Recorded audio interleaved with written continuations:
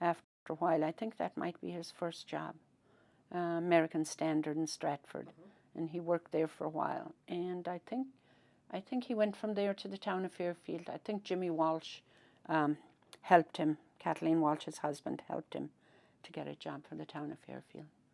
And then he worked there till he died. Yeah. So. And how you obviously got right involved in an Irish community because you came out to people you knew. So where were you? How did you get involved? Where? Here. Oh, the Gaelic Club? Yeah, through the club. Yeah, through the club down in Goodsell Street, or where we someplace. Oh, Fairfield Avenue. Yeah. Upstairs on Fairfield Avenue. That was the beginning of it. Yeah, and here we are. Yeah. Another Irish club. Was Tom a sportsman? He was, yeah. Yeah, he used to play for Westmeath in New York. Yeah, in the early days. Yeah. And, of course, at the festivals in New Haven and like that, Yeah, he was. It was great. What was the hardest adjustment you had to make? Probably having to go back to school and trying to get my license here. That was a big thing. And we bought a house. We lived on Capitol Avenue on the 3rd floor for a while. And then we bought a house on Granville Street in Fairfield, and we moved to where we are now a few years later. So that's where we are. Yeah. It's nice to become to Fairfield, huh? Yeah. And now you had your children were all born here. Is yes. that correct? Yeah, just the two. Yeah. Yeah. That's all. So. Yeah. And your children's names are? Carol and Brian. We call her Carrie. Yeah, and Brian. Yeah. So they. And Carol is now married to Chris Collins. Yeah. And they have 3 wonderful children. Yes. Yeah, and Brian just got married recently. Yeah. Married a girl from New Orleans. Oh my goodness. So he finally got the chef de cuisine position in Atlanta at Emeril's. So he's delighted. Oh my goodness. Yeah, and Monique works for Emeril as well. So excellent. they're settled there now. Oh, that's lovely. Yeah. Yeah. Yeah. So. Do you get to see them very often? Not since they got married in April. We haven't seen them, but they went to Ireland and they met all their relatives in Ireland, and then Monique had some relatives in France. They went there, and so they're settled now. That's hopefully. Nice. Yes, that's nice. Yeah. So, what did you miss most about home when you got here? I had been in England, you see. Yeah. So I had already made the break from Ireland, but I missed being so far away that I didn't know when I would ever get to go back, But we did go back in 67. We came in 61 and we went back in 67. That wasn't too bad. And Carol was 3 years old for her first trip to Ireland. So that was pretty good. That was? Yeah. And that was the first break. And so after that, we went back every couple of years. We'd go for a month. We'd spend 2 years in Westmeath and 2 weeks, in Westmeath and 2 weeks in Cork. Visit everybody and so on. So renew old acquaintances and so on. Nice. And some of our family came to visit us here, Did your parents ever come here? Yeah, my mom came one time. That's nice. Yeah. And how did you, over the years, you probably saw the changes that were taking place in Ireland? Yeah, a lot of changes. A lot of changes over the years, To keep up, with writing letters, and in the early days, that's all we did, because we didn't have telephone calls that much. Now we have emails and everything. You can really We can really keep in touch. Yeah. Well, you had already kind of gotten into the idea of writing letters, though, I suppose, from England. Right? Oh yes. Yeah, letters back and forth. Yeah, our parents were great for writing. Back and forth and so on, keeping us in touch with everything. Everything that was coming out. That was good. Yeah. How did you compare being here? Well, of course, like you said, you were in England. So was England similar to having come to the States?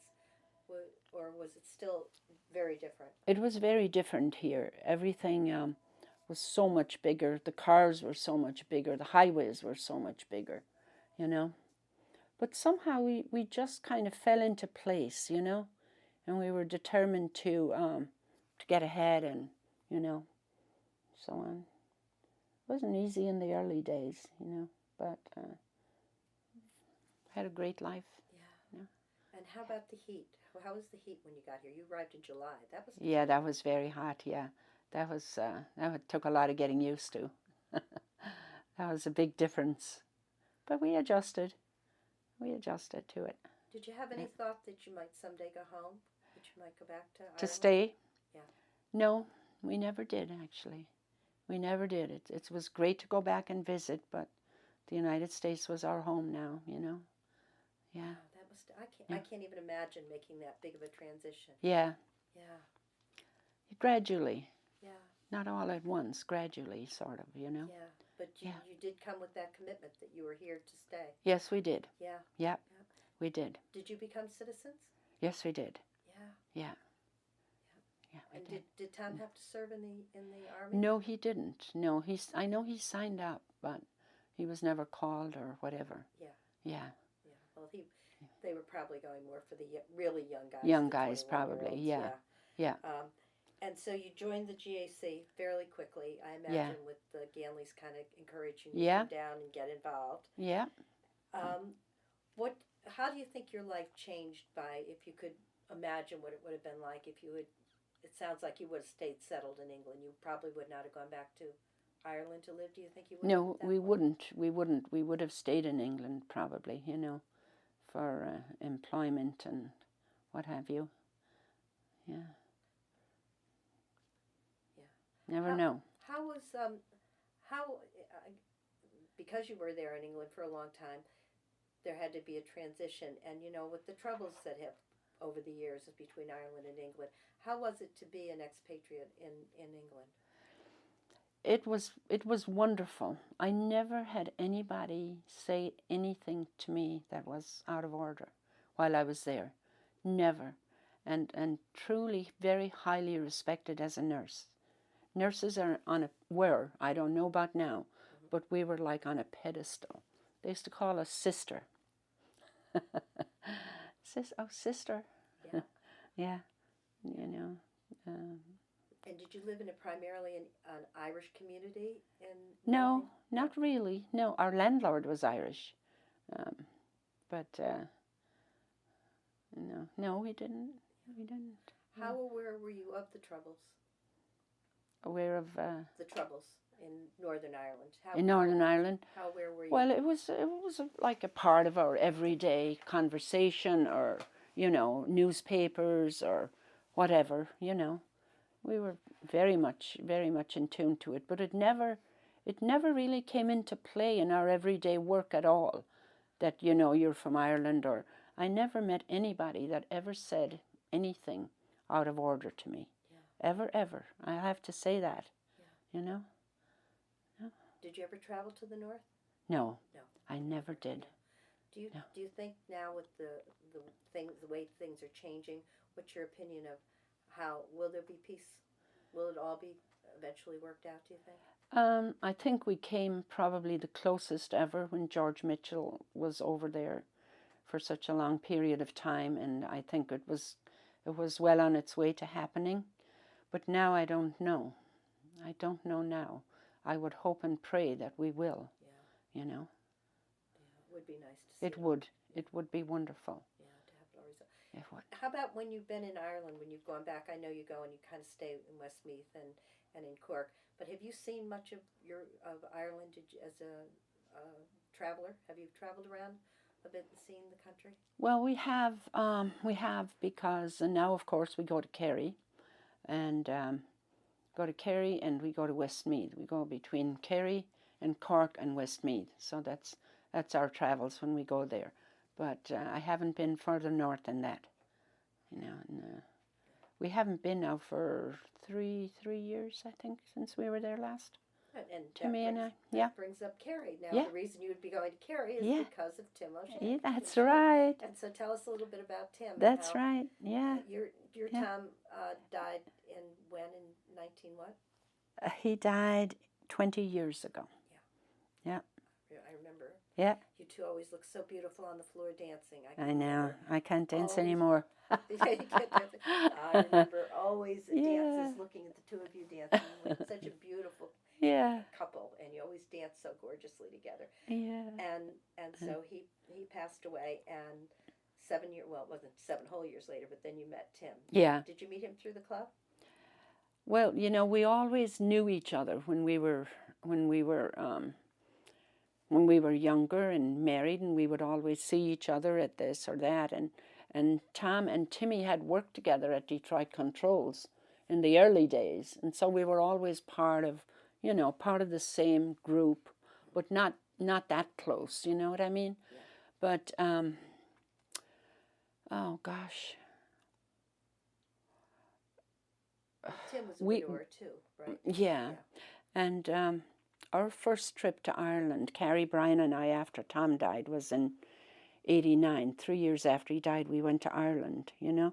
And when we came back, Jim Ganley picked us up at the airport, and he told us two very sad things, that Kitty Shea had died and that Jimmy Murden had died. That's a cousin of ours, Rose Murden's son.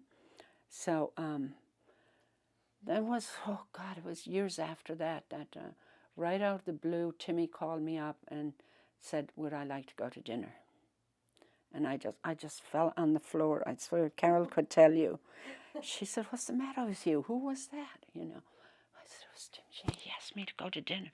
She said, well, I hope you said yes. You know? So that's how it started. But I tell you, it was like a new lease on life, which, you know, if anybody ever told me that it would ever happen, I would say, you know, never. I'll tell you. He's a wonderful man, too. And there you go again, out on the dance floor, another beautiful couple. Yeah, I know, but I can't dance anymore. He can dance some, but I can't. But yeah, And so now he comes from yeah. Kerry. Gary, so that gave you a whole new part of Ireland. Port to go McGee, to. yeah. And that's beautiful there, isn't it? Oh, it's gorgeous. It is absolutely beautiful. So, yeah, it's 3 years since we've been back there either. You know what it is in Ireland now? They don't really have time to visit with you anymore. They're very busy there, you know. Yeah. So they'll have a few days and that's about it. Back to work. Yeah. Well, you can appreciate that too. Yes. Of course, Yeah, there's definitely. not the farms the way they used to be. No, not at all. Not at all. No. Oh, yeah. What do you see as the biggest change in Ireland since when you were growing up? Oh, well, one thing definitely is less farming. That is definite. And people have progressed in a different way, you know, in a different way. I think they're more independent now. They have free education. Everybody gets educated now. So there's nobody to carry the bags anymore or wait on table or any of those things because everybody's educated. So I think in the present day now, they have to employ people from other countries, I think, mainly Italy and Poland and that. But I think in the last 6 months, they're starting to create education for them, mainly to speak English, which is good. So I don't know where it's all going. It's very prosperous right now, and I hope it continues like that. But it's nothing like the Ireland that we grew up in or that we visited even with our last visit, I think, you know. But it's good. It's remarkable changes. Yeah. Remarkable changes, yeah. Very prosperous now, you know. Much more an international country than yeah. Well, the thing I think that bothers me most is that a lot of the Catholic churches are closing down. Really? Yeah. The other night in the one of the news programs, they had a cathedral, Notre Dame, run by the, no, not the Notre Dame, run by the Jesuits, closing down in Limerick. Yeah, big parish. Is that because there are less priests, or no? It's because people aren't going to church. So the Catholic religion is yeah. Are there more religious options? Is that religious options that other churches? No, I think people are just not going to church. Catholics are not going to church. The young people growing up are not going to church, unfortunately. You know. So we'll see where it all way it goes. Yeah. No? Yeah. Yeah. I know when I was over there, the communions and the confirmations were big. They were almost like a wedding reception. They were. Yes. Yes. They still are. Yeah. They still are. Yeah. And was it that way when you were a child? No. No, it was very, very modest. Very modest, just parents and brothers and sisters. Yeah, that was it. And did you have a communion dress? Did each person get their own, or did you have a family? Yeah, we did have our own dress, but our mother made it. Yeah, and probably with some help from us, you know. Yeah. Yeah, that's nice. Yeah, good memories of those kind of things. Yeah, great memories. Yes. Great memories. And it sounds like a beautiful childhood to have grown up. And it was. A lot of closeness. Yeah, it was. Family. Great family time. Yeah. Did you have relationship with your grandparents? Were they still living? No, I didn't. Only one grandmother, Grandmother Downey, my mom's mother. We used to go over there. We used to help out on the farm sometimes, you know, as young. My brothers and my sister and I would go over and do whatever we could, you know, even if it was just help Grandma in the kitchen or something like that. But that was the thing with my brothers. They were sent out to other people to help also, you know, to even my brother Con went to another part of Cork to stay with my mom's sister, Aunt Catty. She only had one son and they had a big farm. So my brother Con went and lived over there for a while and helped them out, you know. Yeah. And I think in a way you could look at it like it was a nice thing to do, but I think it was also one less mouth to feed at home. And, you know, and a good experience for him. Yes. Also. Yeah. And how about, did you take things like vacations, we call them holidays? Did the family do something like that? We used to go to different picnics and fairs and things like that.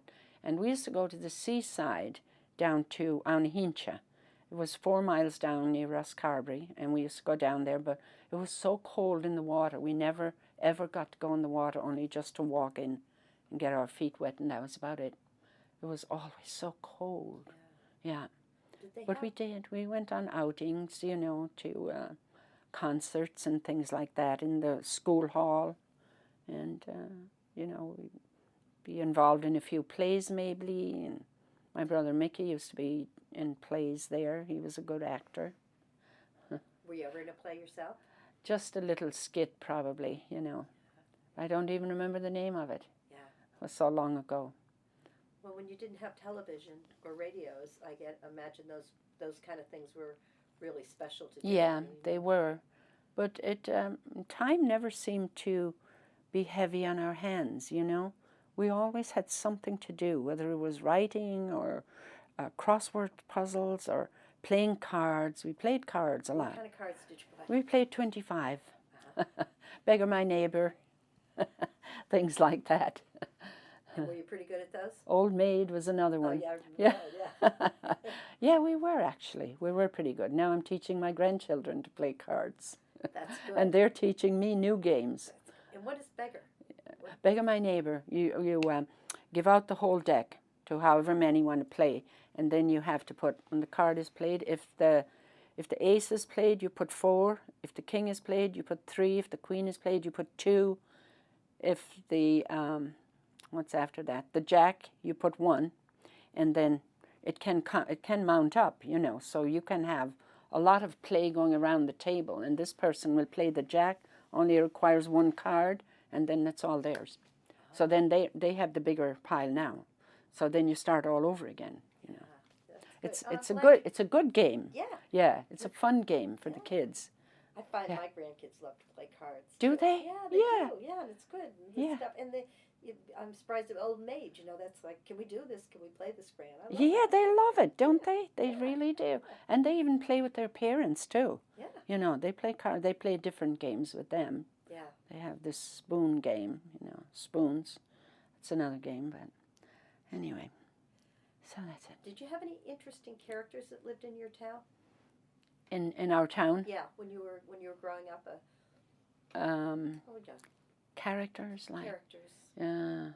Funny people. Yeah, something that was a little unusual. Yeah, they were all They were all different. They were all different in their own way, you know. Yeah. Yeah, they were all very different. Yeah, we had great neighbors, you know. They used to come to visit, and like I said, the men would come and visit with Dad, and you know, the men from the townland and so on. And did you have travelers that came through? yes, we did. Yes, we did. Carrying a baby wrapped up in a shawl. Oh, please give me some tea. Could you spare a little tea? And, you know, my mom was scared. She was scared not to give them something when she didn't even have, in the time of the war, when she didn't have it for herself and for her children, she would give them a little. And they would say, is that all? You know. And she was afraid because they'd put a curse on you if you didn't give them. Mm-hmm. Yeah, so she'd give them a little, you know, that she could. Hard time. Yeah, it was. Did the people, I've heard some people say that during the time of the war, they got packages from the States? Oh. Relatives sent things? A lot, yeah. We did. My aunts in Massachusetts sent us a lot of packages. Yeah. More for the girls, I think, than for the boys, you know. And what kind of things would they be sending? Dresses and shoes and, you know, everything.